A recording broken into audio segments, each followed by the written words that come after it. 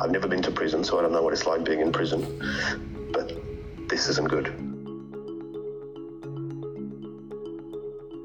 I flew in from Melbourne on December 30. Before I left Melbourne, I had PCR tests done, as is compulsory, which was negative. When I landed in Hong Kong, the evening of the 30th, I also had a PCR test done at Hong Kong airport, which was also negative. I then came to my hotel room. On the 2nd of January, I had a PCR test done, and then I received a report that was a positive.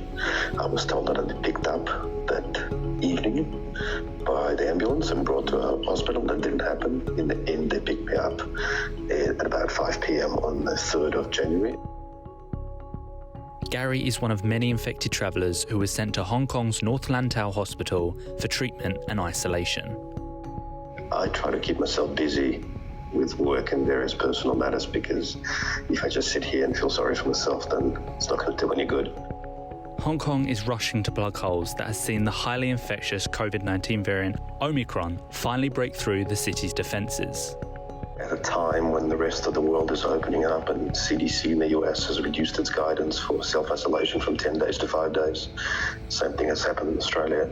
Hong Kong is going completely the other direction. They're locking people up for indeterminate periods of time. Hong Kong has been widely virus-free over the past 7 months, with some of the strictest travel curbs in the world, in order to prevent the imported infection. Now it's banned flights from 8 countries, including the UK and US, for the next 2 weeks. My view is that given the very dire situation of the pandemic, we have to grasp this very critical moment. We have to contain the pandemic to ensure that there will not be a major outbreak in the community again. So we get 3 meals a day. This is an example of lunch. And also knowing that I'm going to be here for at least 10 days, after which I'm going to be at another facility for 14 days. And the fact that I've already served 4 days, so it's going to be a minimum of 28 more days, which is more than any other country does, by far. I'm still feeling 100% physically, but mentally less so, because, as I said, of my particular personal circumstances, the fact that I'm immunocompromised, yet I'm in the room with other people who are coughing. We have one toilet to share between 4 of us and one shower. We wear these wristbands with the barcode. There's a system where you check your barcode, and then you check your temperature, you check your blood pressure, and you check your, I think it's a blood oxygen content level. And then you press the button and it all goes somewhere. So everything is automated. You know, the facility from a technical perspective is first class. They've done a fantastic job building this. I understand it only opened last year.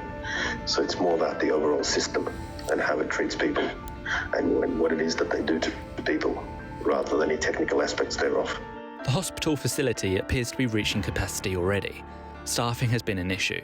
Garry said the sample collection, scheduled for 8 a.m, more than an hour late.